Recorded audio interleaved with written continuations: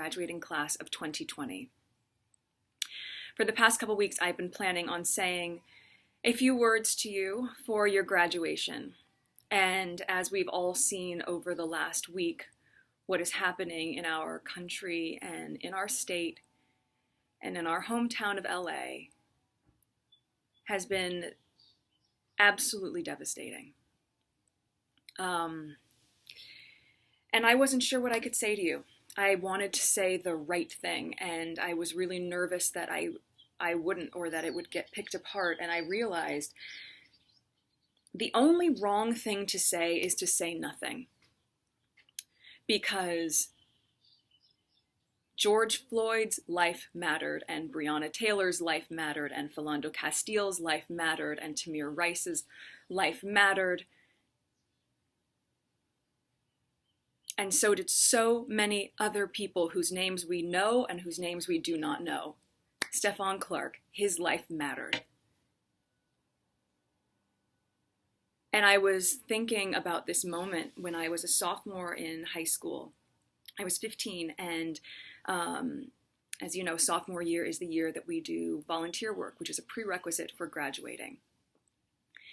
And I remember my teacher at the time, one of my teachers, Miss Palia, said to me before I was leaving for a day of volunteering, always remember to put others' needs above your own fears.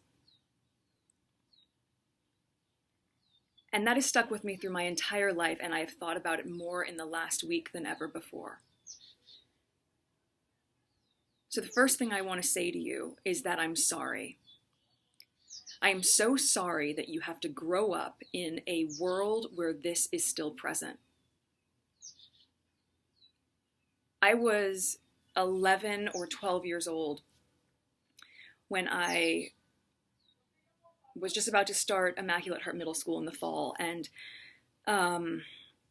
it was the LA riots, which was also triggered by a senseless act of racism. And I remember the curfew, and I remember rushing back home, and on that drive home, seeing ash fall from the sky and smelling the smoke and seeing the smoke billow out of buildings and seeing people run out of buildings carrying bags and looting. And I remember seeing men in the back of a van just holding guns and rifles. And I remember pulling up to the house and seeing the tree that had always been there completely charred. And those memories don't go away. And I can't imagine that at 17 or 18 years old, which is how old you are now, that you would have to have a different version of that same type of experience. That's something that you should have an understanding of, but an understanding of as a history lesson, not as your reality. So I am sorry that in a way we have not gotten the world to the place that you deserve it to be. The other thing, though, that I do remember about that time was how people came together. And we are seeing that right now. We are seeing that from the sheriff in Michigan or the police chief in Virginia. We are seeing people stand in solidarity. We are seeing communities come together and to uplift. And you are going to be part of this movement. I know that this is not the graduation that you envisioned. And this is not the celebration that you imagined. But I also know that there's a way for us to reframe this for you and to not see this as the end of something, but instead to see this as the beginning of you harnessing all of the work, all the values, all the skills that you have embodied over the last 4 years, and now you channel that. Now all of that work gets activated. Now you get to be part of rebuilding. And I know sometimes people say, how many times do we need to rebuild? Well, you know what? We are going to rebuild and rebuild and rebuild until it is rebuilt. Because when the foundation is broken, so are we.